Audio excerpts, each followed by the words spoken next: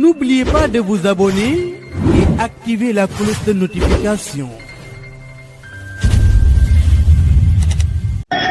waaw Sarr maa ngi leen di ziare ñaari saareen yi kay nga fekk si bunt bi Mbayloo Sarr ak Pape Sarr ñu leen di nuyu bu baax di nuyu camarades yi nekk si biir panel bi yëpp di leen yeesal suñu engagement ci parti de l'unité et du rassemblement.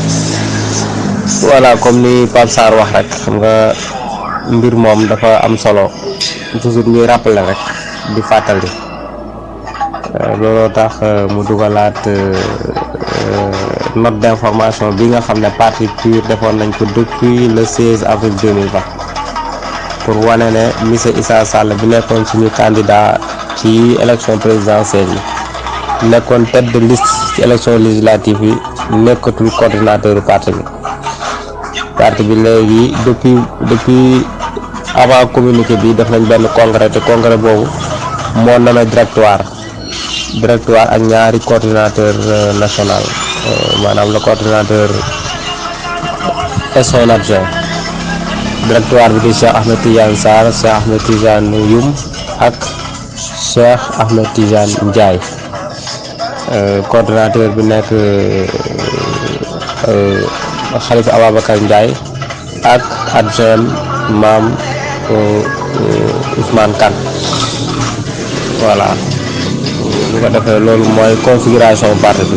Bon, keneen nag su defee leneen ku koy tudd na ko tudd ci titre personnel am mais duñ ko tudd ci turu PUR ndax kooku nekkatul dara ci parti bi.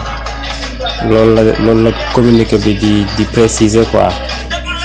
waaw yàgg communiqué bi nag bu yàgg la mais xam nga comme que moo fi mujj ci problème boobu moo tax toujours su amee lu jëm ci parti bi ci côté boobu rek mën nañ ko indi tegaat ko mu tontu loolu ñu jàll ci leen.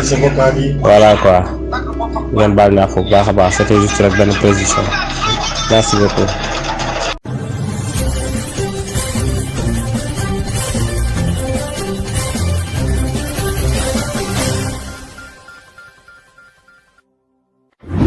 N'oubliez pas de vous abonner et activer la cloche de notification.